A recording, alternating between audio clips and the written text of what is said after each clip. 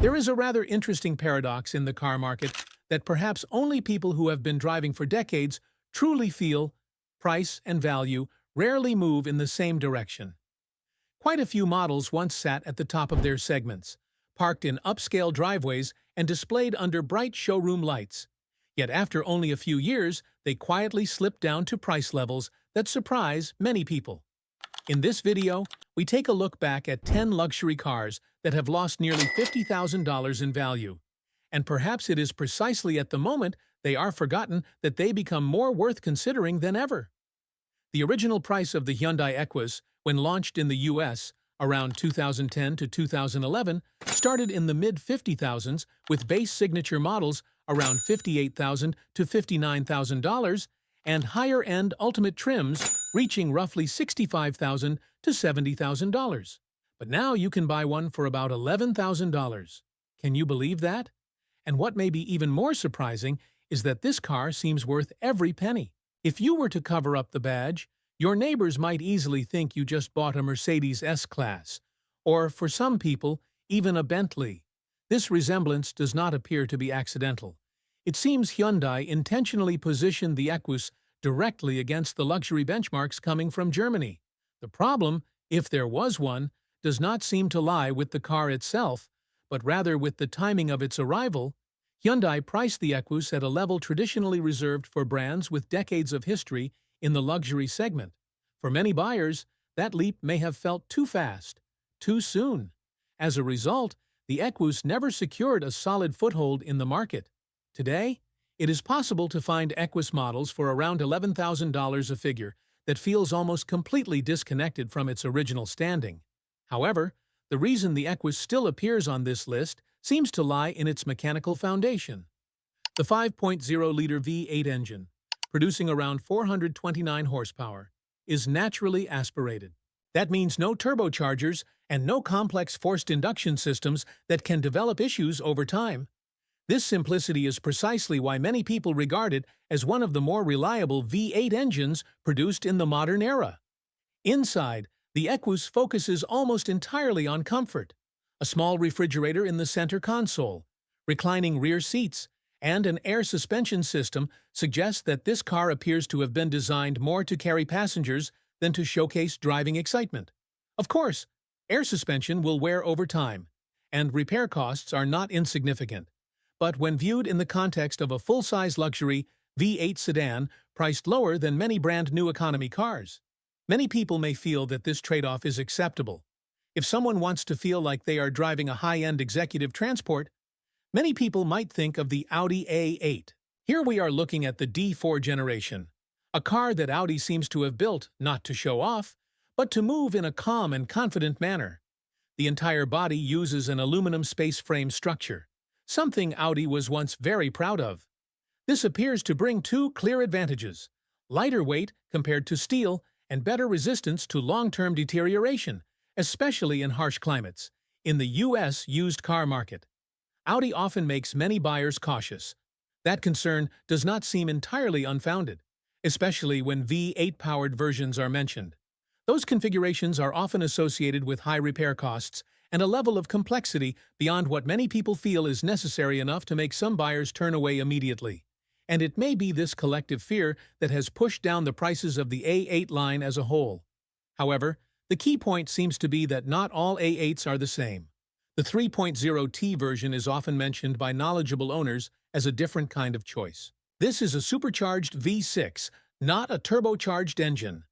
That design appears to deliver smoother throttle response and reduce some of the thermal stress that many people worry about with turbo systems. This engine was also used in the Audi S4, so it is not unfamiliar to mechanics or longtime owner communities. With this setup, the driver still seems to get nearly everything that defines a flagship sedan: a composed presence, a spacious interior, and the Quattro all-wheel drive system that provides a reassuring sense of grip. At the same time, the costly risks tied to the V8 versions can be significantly reduced. Of course, there are still components to watch, such as the PCV system and the thermostat parts that experienced owners often recommend keeping an eye on. The Q70L appears to have been developed with a very clear priority: to run well and last a long time, rather than to impress at first glance. Its exterior design is relatively conservative, without bold lines or details that make passers-by stop and stare. The interior also feels familiar, even somewhat traditional, as it does not chase the trend of large screens and heavily digital interfaces that increasingly dominate the market. In a period when American luxury buyers seemed strongly drawn to the feeling of new, modern, and tech-heavy, the Q70L may have been seen as outdated before it ever had the chance to prove its real value. The consequences of this are clearly visible in the used car market. With an original price of around $65,000 to $70,000, the Q70L seems to have lost most of its value after just a few years, with some examples dropping by more than $50,000. This level of depreciation does not appear to reflect build quality or mechanical durability, but rather the lack of buyer enthusiasm. In other words, the market may have turned away for emotional reasons more than rational ones. If the image is set aside, the mechanical foundation of the Q70L is where Infiniti most clearly shows its familiar philosophy. The car uses technical solutions that have been proven over long periods, limiting risky experimentation. This approach may not create excitement, but it delivers stability, something many longtime drivers tend to value, especially those who have lived through multiple automotive eras and no longer have much interest in experimenting with their own vehicle. The most notable element, and perhaps the true soul of the Q70L, lies in its 5.6-liter V8 engine. This is a large displacement engine with abundant torque, derived from Nissan's full-size trucks and SUVs. It appears to have been designed to handle load and operate reliably over long periods, rather than to chase complex technologies. In an era when luxury cars increasingly have to speak loudly to get noticed, the RLX chose to whisper. Its exterior design is clean and well-proportioned, but it does not seem to spark much emotion at first glance. The interior follows a functional, logical, and user-friendly approach, rather than trying to create a wow effect through visual flair. As the market began prioritizing large screens, ambient lighting, and a dense sense of technology, the RLX was likely overlooked very quickly, almost from the moment it appeared in showrooms. Limited sales seem to have been an inevitable outcome. With an original price of around $70,000 to $75,000, the RLX was a rare sight on American roads. Low recognition then triggered a familiar response in the used car market: rapid depreciation. Its resale value dropped sharply, not because the car was poorly made, but perhaps because buyers could not find a strong enough emotional reason to desire it. In other words, the RLX seemed to lack a story that owners could easily tell friends when talking about the car they drive. What stands out is that beneath this quiet exterior lies one of the most interesting technical platforms Acura ever put into a sedan. The sport hybrid system combines a V6 engine driving the front wheels with two independent electric motors at the rear, creating very refined torque distribution. This technology appears to have been developed alongside the NSX project, but in the RLX, it is used in a far more restrained way. Rather than showcasing raw performance, the system seems focused on stability, natural cornering feel, and gentle control qualities that are not easy to notice during a short test drive. As a result, the driving experience of the RLX carries a similar character. The car does not attempt to deliver extreme sportiness. What the driver likely feels instead is smoothness, linear responses, and quietness at high speeds. On long journeys, especially on the familiar highways of the United States, the RLX does not appear to tire its driver. This is the kind of car suited to those who prioritize calm control over sudden emotional thrills. Many people suggest that the RLX may only truly suit buyers who do not choose a car for image, but for what lies beneath the surface: those who value quietness, balanced dynamics, and long-term reliability. Often, these are people who have experienced many generations of cars, have seen trends come and go, and no longer feel the need to chase them. The philosophy behind the XTS is fairly clear. This is not a car designed to fight for tenths of a second in acceleration or to keep the driver tense on winding roads.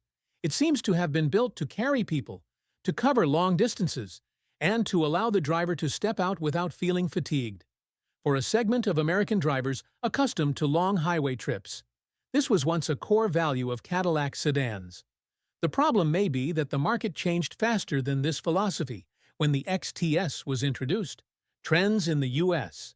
were already shifting strongly toward SUVs and crossovers.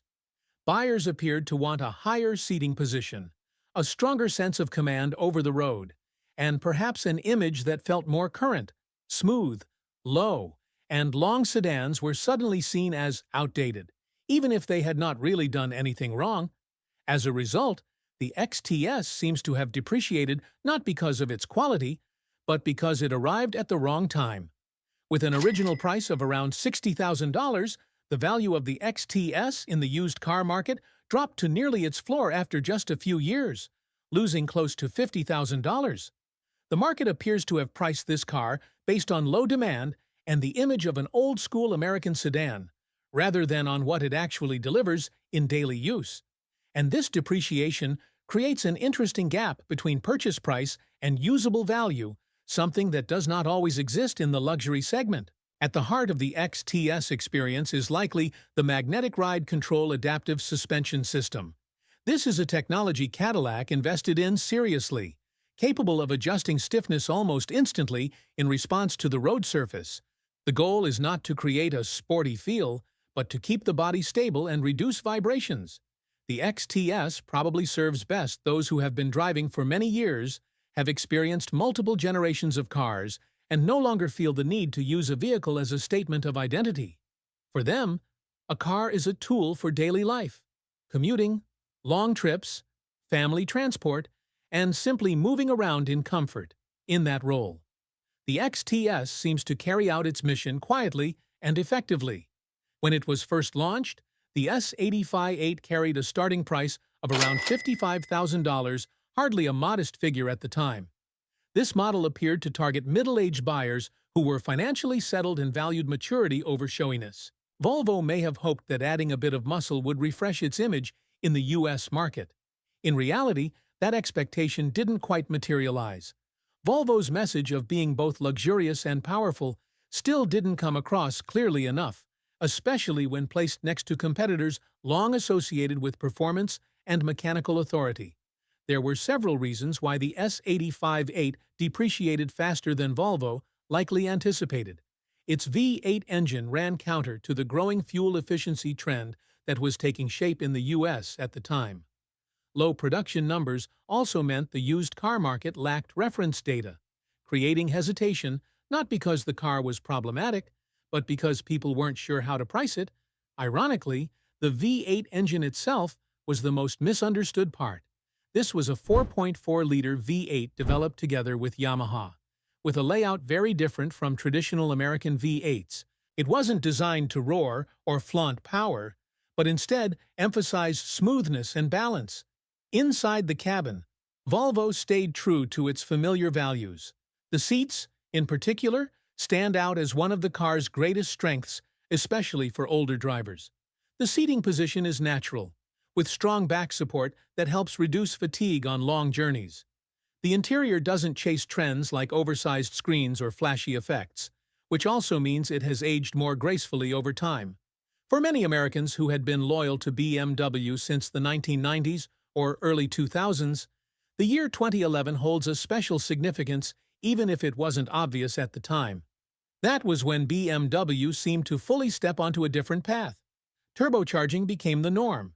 Electronic systems grew increasingly dense, and familiar mechanical feel gradually gave way to algorithms.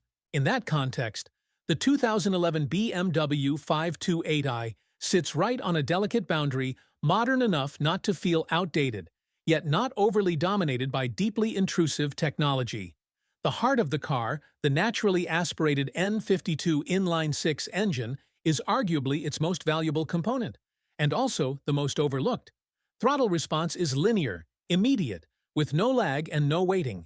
It doesn't rely on forced induction, which, at least in theory, reduces long-term risks for used car buyers. Behind the wheel of a 2011 528i, BMW's philosophy from that era is still clearly present. The car strikes a well-judged balance between sportiness and comfort. Well suited to long American highways, the steering offers natural feedback, not too heavy, but not so isolated that it feels numb. The car doesn't try to overwhelm the driver in the first few minutes. Instead, it seems to build confidence gradually, mile by mile. Inside the cockpit, everything is arranged around the driver, in the way BMW once took great pride in. The layout is clear and intuitive, with no need to relearn the car every time you get in. Early generation iDrive may not be flashy, but it's simple and minimally distracting. The interior avoids the trend of oversized screens everywhere, so over time it feels familiar rather than quickly outdated. Another factor often underestimated is ownership cost. Compared with later BMW generations, the 2011 528i is more predictable in terms of maintenance. Fewer complex systems mean fewer long-term risk points. Parts availability in the U.S., along with a large owner community, contributes to a sense of reassurance for those planning long-term ownership rather than frequent upgrades. The Lincoln Continental is a fairly typical example of a car that didn't fail as a product, but simply arrived at the wrong time. When this sedan was launched, the U.S. market had already shifted heavily toward SUVs. Buyers wanted vehicles that sat higher, looked larger, and felt more versatile. In that context, the Continental was overlooked, and that very indifference has arguably become an advantage for today's used car buyers. Some rare black label versions were even equipped with rear-hinged doors, a coach door design reminiscent of Rolls-Royce, a detail few would expect to find on a modern Lincoln. But even the standard trims offer a distinctive feel. The door handles are cleverly hidden within a chrome strip, creating a clean and understated look. The seats can be adjusted in up to 30 different ways, a feature that seems aimed at buyers who value long-term comfort over instant wow moments. From a technical standpoint, the Continental isn't overly complex. Its platform is based on the Ford Taurus, something some may view as lacking glamour. But it brings a very practical advantage: widely available parts, reasonable costs, and the ability for almost any garage to work on it. For those who have grown tired of overly complicated luxury cars, this can be a quiet but meaningful plus. Originally, the Continental carried a sticker price of around $70,000. Today, it's not difficult to find one priced at roughly $16,000. A depreciation of nearly 80% sounds surprising, especially given that the car still looks modern, delivers more than enough performance for daily use, and is particularly pleasant to live with. In this case, the Continental's loss in value likely reflects market trends more than what the car actually offers. If you were to ask a longtime taxi driver in Germany what might be the best car Mercedes has ever built, many of them would likely mention the E-Class W212, especially the facelifted models from around 2014 to 2016. In their memory, this seems to be the last era when Mercedes still built cars to a certain standard, before cost considerations began to dominate the equation. This generation uses the naturally aspirated M276 V6 engine. Among those with long-term experience, this power plant is often regarded as durable, smooth in its response, and relatively worry-free over extended ownership. The interior can be described as having a nostalgic quality. The materials aren't glossy or flashy, but they hold up well over time.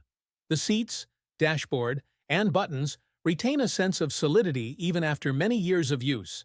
Then there's a small detail that classic Mercedes enthusiasts often point out: the sound of the door closing.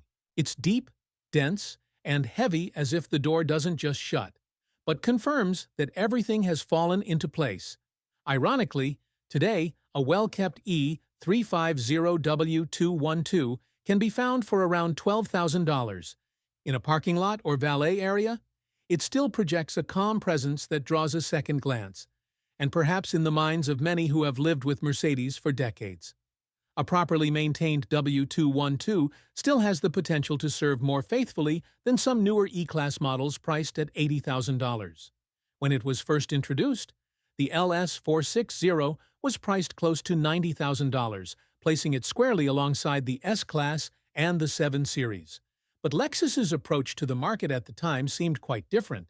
Instead of focusing on dramatic emotions or immediate wow moments, the brand quietly emphasized calmness, reliability, and the feeling of living with the car over the long term. As time passed, the market value of the LS460 began to fall faster than many had expected. Part of this likely came from its overly restrained design. Lexus also didn't radically reshape its image across generations, which led the market to somewhat undervalue this model. Yet perhaps that lack of excitement is, in fact, the true nature of the LS. At the heart of the LS460 is a naturally aspirated V8, a configuration that now feels almost nostalgic. This engine doesn't try to show off power or push the driver to feel speed. It runs smoothly, evenly, and seems built with longevity in mind. Acceleration is gentle, almost free of drama. Sound insulation and vibration control reach a level where one can sometimes forget the car is even moving. It feels as if the car doesn't ask you to adapt to it. Instead, it quietly adjusts itself to fit your rhythm of life. For many Americans who have been driving for decades, this sensation may feel more familiar than flashy technological displays, compared with its European rivals, where technology and driving dynamics are constantly pushed further. The LS460 chooses to stand still by design. The difference isn't about status, but about whom the car is meant to serve. The LS seems aimed at those who have moved past the need to impress and have begun to value stability over novelty. Looking back at these 10 luxury cars, perhaps the most interesting point isn't how much money they've lost over time, but how much real value they still retain after trends have come and gone. For drivers with many years of experience, familiarity, peace of mind, and comfort can matter more than the latest technology. In your view, which car on this list seems like the best value to buy right now? Share your thoughts with us in the comments below. One more thing before you go. This video is meant for general information and education, using publicly available data and overall automotive perspectives. It doesn't aim to promote or single out any brand, but to share context that may help you think more thoughtfully as a car owner or buyer. Thanks for watching, and see you in the next video.